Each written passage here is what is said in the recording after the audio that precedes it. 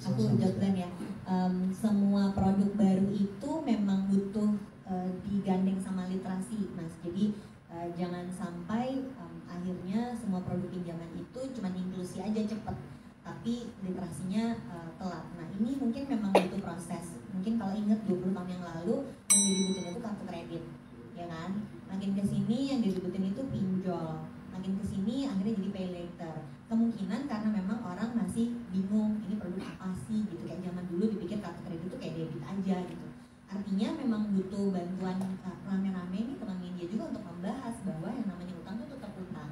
Pada saat kita mau ngutang harus datang dengan tanggung jawab untuk membayar. Nah itulah kenapa kalau kita ngomongin pay later harus diingetin bahwa ini bayar. Tadi poin yang penting Mas bilang bahwa pay later itu biasanya pinjamannya kecil, jadi orang adalah ntar aja gitu, toh angkanya juga nggak besar-besar amat, ntar juga kalau ada duit gue bisa lunasin gitu. Yang kita suka lupa adalah itu pengaruh kredit score ya kan, jadi nanti muncul tuh di BI checking gara-gara telat nggak bayar 300.000, males banget nggak sih, padahal dia lagi mau aplikasi KPR gitu. Jadi memang perlu mengingatkan orang lebih banyak ya, isunya kalau dari aku adalah ayo edukasi nggak anti produk kayak gini ya. Kalau aku, kalau memang mau dipakai silahkan dipakai, nggak ada masalah, tetap harus balik. Kalau brand pinjam harus tahu bayarnya mau pakai.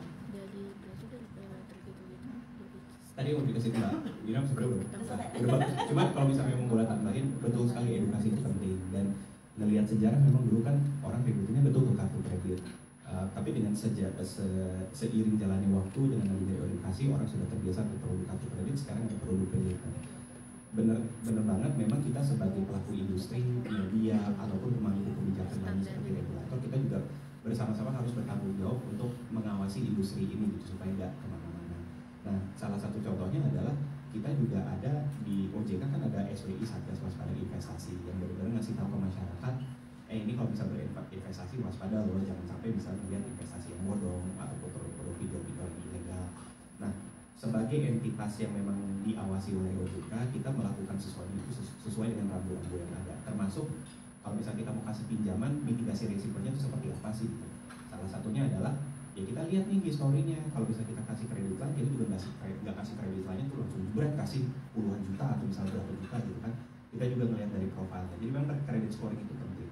Dan memang itu juga dipasangkan nggak cuma dari sisi produk, juga dipasangkan dengan edukasi bahwa at the end of the day ini adalah produk pendanaan, pembayaran kembali itu harus loh. Dan pengaruhnya apa ya? Pengaruhnya itu ke kredit score tadi. Kita juga harus edukasi ke orang-orang bahwa kalau Anda minjam dan bayar telat, terus berapa tahun lagi Anda mau KPR untuk kredit rumah, itu bisa ngaruh loh ke skornya di situ. Jadi memang edukasi ini tuh harus terus berjalan. Dan ini sudah pernah terjadi dulu dengan produk yang lama, misalnya seperti kartu kredit. Ini hanya cycle berikutnya, ini produk barunya. Mungkin 5 tahun lagi ada produk baru dan mungkin menimbulkan perbincangan di masyarakat. Prosesnya tetap sama, asasnya tetap sama, prinsip kehati-hatian, pertanggungjawaban, perlindungan konsumen, termasuk juga transparansi kepada konsumen terhadap produk apa yang mereka pakai. Mungkin itu sih kalau bisa boleh nambahin.